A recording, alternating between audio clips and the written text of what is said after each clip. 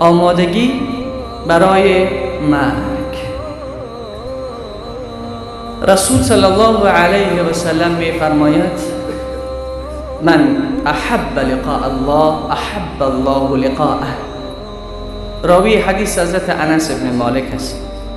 یعنی کسی که دوست دارد روبرو شدن به خدا را، دوست دارد روبرو شدن به خالق جهانیان را، احب الله لقاءه، خدا هم دوست دارد که با این بنده روبرو شود.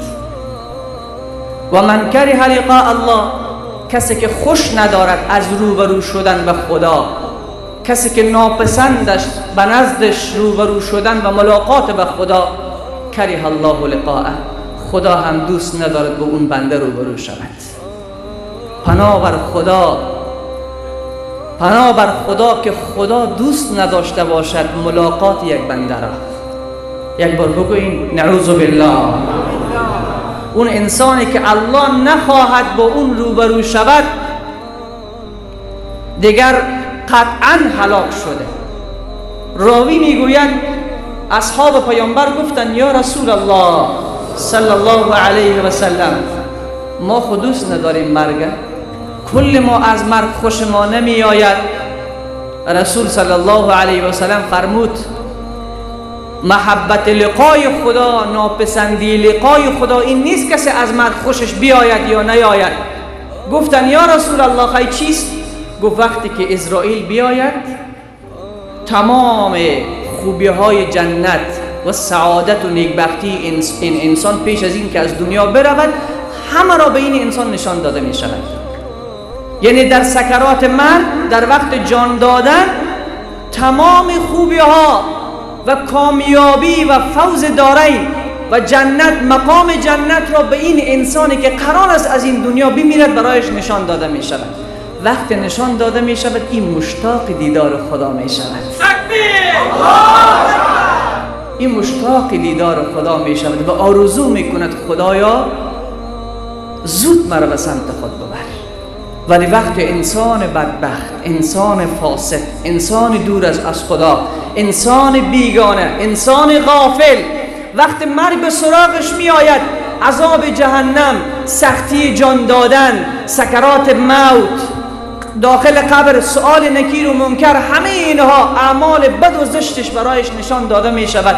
اینجا از دیدار خدا خوشش نمی آید. دوست دارد که نرود، دوست دارد که بماند. رسول صلی الله علیه و سلم فرمود محبت لقای خدا و دوست نداشتن لقای خدا در وقت سکرات مرگ است.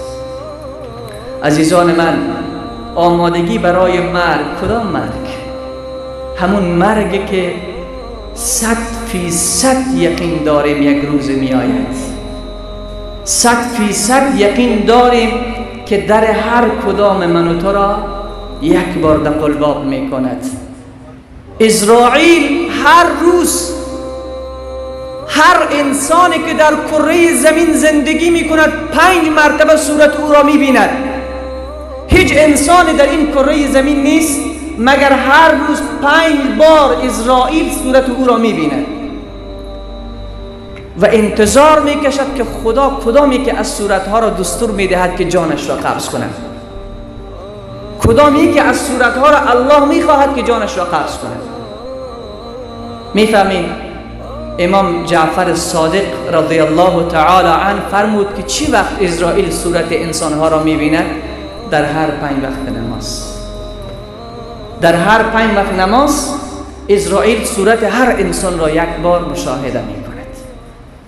مرگی که رسول خدا صلی الله علیه و سلم می فرماید چنان درد دارد، چنان علم دارد، چنان درد و علم دارد که اگر یک انسان را 300 مرتبه ضربه شمشیر زده شود و اون دوباره جور شود، باز زده شود، باز جور شود، سکرات مرگ، جان دادن از او هم سخت‌تر است.